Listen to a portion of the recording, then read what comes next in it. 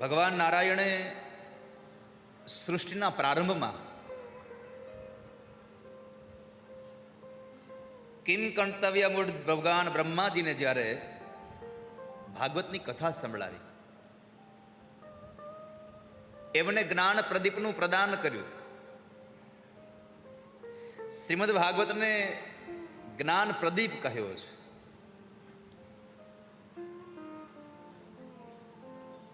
ભાગવતના 12મા સ્કંદમાં જેમ ભાગવતનો પ્રથમ સ્કંદ અને એમાં શ્લોક આવ્યો સત્યમ પરમ ધીમહિ, એમ ભાગવતના 12મા સ્કંદમાં પણ એક શ્લોક છે સત્યમ પરમ ધીમહિ, અને એ શ્લોકમાં ભાગવતને જ્ઞાન પ્રદીપ કહ્યું. કસ્મેયેન વિભાસિતો યમતુલો જ્ઞાન પ્રદીપ પુરા.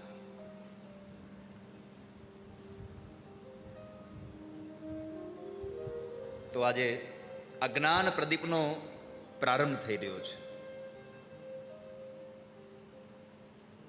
પરમાત્મા શ્રી કૃષ્ણચંદ્રના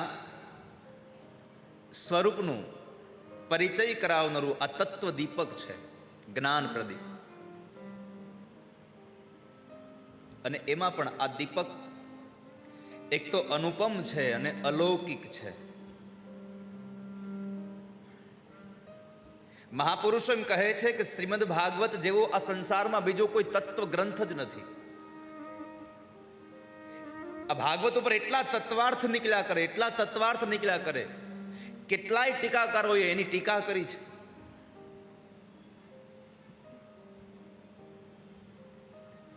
અને આ હજારો ટીકાકારોમાં પણ એક ટીકાકાર જેની ટીકાઓ મોટા મોટા વિદ્વાનો પણ એને શિરોમાન્ય કરે એવા ભાગવત ભૂષણ એટલે શ્રી કૃષ્ણશંકર શાસ્ત્રીજી દાદા. ભાગવત વિદ્યાપીઠ જેની આપણને અહીંયા છાંય મળી રહી છે, અને એ દાદાજીએ પણ ઘણી ટીકાઓ ભાગવત પર લખી છે.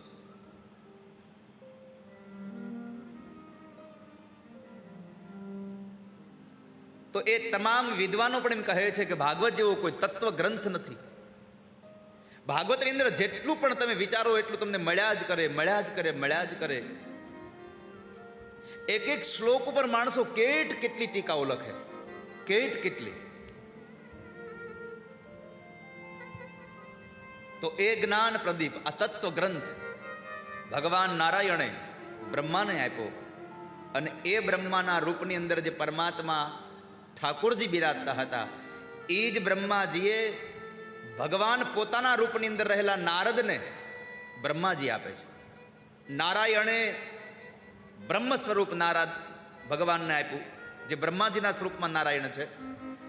એ જ બ્રહ્માના સ્વરૂપમાં રહેલા નારાયણે નારદના રૂપમાં રહેલા નારાયણને આપ્યું, અને એ જ નારદના રૂપમાં રહેલા નારાયણે સ્વયં ભગવાન વ્યાસના રૂપમાં રહેલા નારાયણને આપ્યું. વ્યાસના રૂપમાં રહેલા નારાયણે એ જ ભાગવત સુખદેવના રૂપમાં રહેલા નારાયણને આપ્યું, અને એ સુખદેવના રૂપમાં રહેલા નારાયણે પરીક્ષિતના રૂપમાં રહેલા ભગવાન નારાયણને આ ભાગવત કથાનો ગ્રંથ આપ્યો. કારણ મમૈવાંશો જીવ લોકે જીવભૂત સનાતન. આ બધા જ બ્રહ્મના અવતારો છે, અને એ બ્રહ્મના અવતારોએ એક પછી એકને આપતા ગયા. એમ કરતા કરતા જ્ઞાન પ્રદીપ અધ્યાત્મ દીપ બની ગયો. અધ્યાત્મ દીપ બની ગયો. અને એટલે ભાગવતના શ્લોકોમાં લખ્યું સત્વમ સત્વમ સાક્ષાત વિષ્ણુ અધ્યાત્મ દીપ. સ્વયં પરમાત્મા જ આ અધ્યાત્મ દીપ છે. યસ્વાનુભાવમખિલ શ્રુતિસારમેક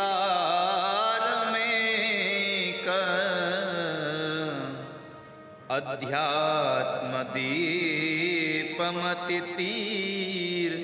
તીર્ષતાંતમોંધમ. અધ્યાત્મ દીપમ ઇતિ. આ અધ્યાત્મ દીપ છે ભાગવત, જ્ઞાન પ્રદીપ છે.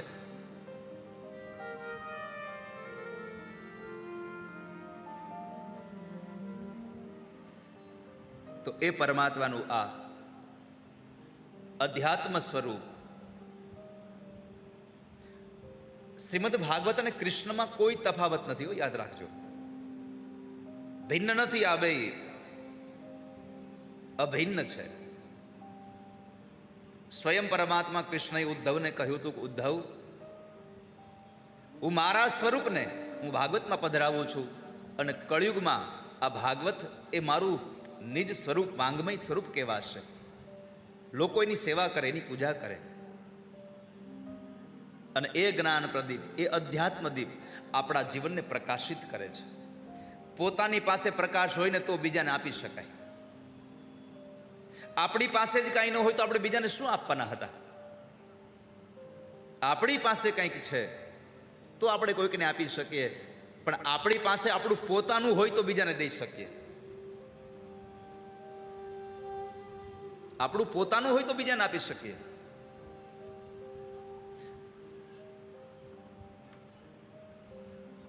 કોઈક વસ્તુ આપણને કોઈ સાચવવા આપી ગયું હોય અને એ વસ્તુ આપણે કોઈકને પૂછ્યા વગર દાનમાં આપી દઈએ, કોઈકને વાપરવા આપી દઈએ તો એમ ચાલે નહીં.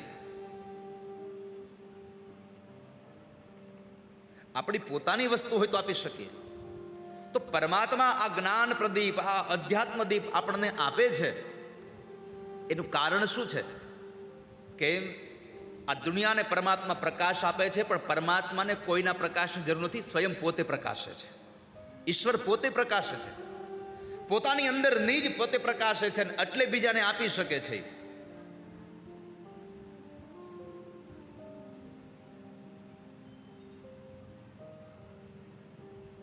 પોતે પ્રકાશે અને પોતાના મહિમાની અંદર જે પ્રતિષ્ઠિત છે એવા ભગવાનનું આ શ્રીમદ ભાગવત છે. અને જે માણસ આ ભાગવતની કથાને સાંભળે એ ભગવાનમય બનતો જાય છે. તમે જુઓ, પહેલા દિવસે આપણે કથા સાંભળવા આવીએ ત્યારે બહુ બધા ઓછા લોકો કથામાં બેઠા હોય, અને બીજા દિવસે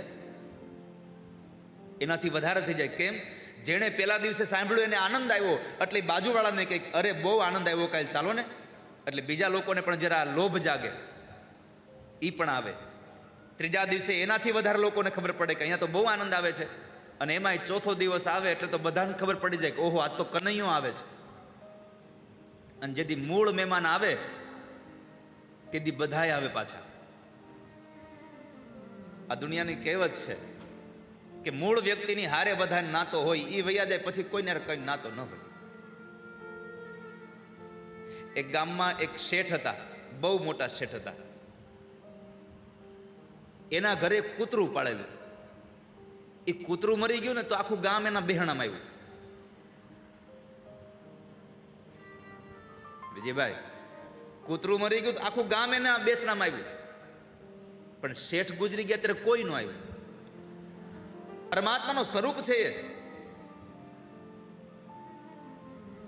વક્તા પણ પરમાત્માનું સ્વરૂપ છે, અને એમાં પણ ભગવાનની કથા છે, એના શબ્દો છે, એ પણ પરમાત્માનું સ્વરૂપ છે. બધું જ પરમાત્મામય બનતું જાય, બધું જ પરમાત્મામય બનતું જાય. અને પછી સ્નેહ સાથે જો ભગવાનની કથા સંભળાઈ જાય તો જીવન ધન્ય બની જાય. જ્યારે જ્યારે પણ કથામાં જાઓ વાલા ભક્તો, ત્યારે સસ્નેહ ભગવાનની કથા સાંભળજો. જ્યાં સુધી તમારા ચિત્તમાં, તમારા હૃદયમાં સ્નેહનો ઉદય નહીં થાય ત્યાં સુધી તમને રહસ્યના પ્રકાશ ક્યારેય મળશે નહીં. રહસ્યના પ્રકાશ જોતા હોય તમારે તો તમારે એક રૂપ થઈ, એક ચિત્ત થઈ અને ભગવાનમાં ખોવાઈ જવું પડે. તો આ કથા આમ તો જોવા જઈએ તો મૂળ 4 વક્તાઓ છે. એક ભગવાન નારાયણ છે, પણ શ્રોતા પણ પાછા 4 થયા. આમાં ભગવાન નારાયણે કથા કરી ત્યારે બ્રહ્માએ કથા સાંભળી. હવે આપણને તે બ્રહ્માજીને શું જરૂર હતી કથા સાંભળવાની? પણ સૃષ્ટિના નિર્માણ માટે થઈ અને એણે ભગવાન ભાગવતની કથા સાંભળી છે. ત્યાર પછી નારદે કથા સાંભળી. શું કામ કથા સાંભળી? તો કહે છે નારદે ભક્તિના પ્રવાહને વિસ્તાર કરવા માટે થઈ અને ભાગવતની કથા સાંભળી. વ્યાસે કથા સાંભળી. નારદ પાસેથી વ્યાસે સાંભળી. કેમ સાંભળી? તો કહે છે કે વ્યાસે એટલા માટે કથા સાંભળી લોકનું કલ્યાણ થાય, આ સંસારના જીવોનું કલ્યાણ થાય એટલા માટે વ્યાસજીએ કથા સાંભળી. અને વ્યાસ પાસેથી એકવાર શૌનકો, સૂત નામના મહાપુરાણી પાસેથી શૌનકો પણ કથા સાંભળે. કેમ? તો કહે છે કે લાંબા સમયનો જે યજ્ઞ ચાલે છે એ યજ્ઞના અવકાશના સમયે કર્મની પૂર્તિ માટે થઈ, કાર્યની પૂર્તિ માટે એમણે કથા સાંભળી છે. અને છેલ્લે પરીક્ષિત રાજાએ કથા સાંભળી કેવળ પરમાત્માના અનુભવ માટે કથા સાંભળી છે. અહીંયા લોકો કથા સાંભળવા આવે તો કંઈ ખાલી એક જ ઉદ્દેશ્ય ન હોય, ઘણા બધા ઉદ્દેશો લઈને કથા સાંભળવા આવતા હોય. કે કથા સાંભળવા જઈએ તો આપણને કથામાં ક્યારેક કોઈ સારી વાત મળી જાય તો આપણને આનંદ થઈ જાય. કથામાં જઈએ અને કથામાં કોઈકની હારે મિત્રતા થઈ જાય, બાજુમાં બેઠા હોય એની હારે, તો કદાચ એ મોટો માણસ હોય તો આપણે ધંધામાં લાભ થઈ જાય. આમાં બહુ બધી ભાવનાઓ સાથે કથામાં આવતા હોય. કથામાં આવ્યા પછી હે ને જો ભગવાન કૃપા કરી દે તો આપણું ભાગ્ય સુધરી જાય. અનેક અનેક કૃપાઓના ભાવથી, અનેક અનેક વસ્તુઓના ભાવથી આપણે પરમાત્માની કથા સાંભળવા જતા હોઈએ છીએ. વાલા ભક્તો, પ્રભુની કથા સાંભળવા જતા હોઈએ છીએ. અને એ ભગવાનને પ્રાપ્ત કરવા માટે, ઈશ્વરને આપણા પોતાના બનાવવા માટે આપણે જતા હોઈએ છીએ.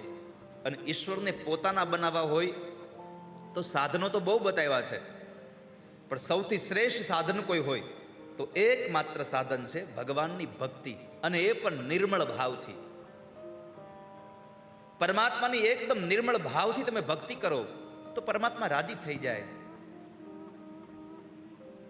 ભોળા ભાવે ભક્તિ કરો થાય રાજી કૈલાસવાસી. ભોળા ભાવે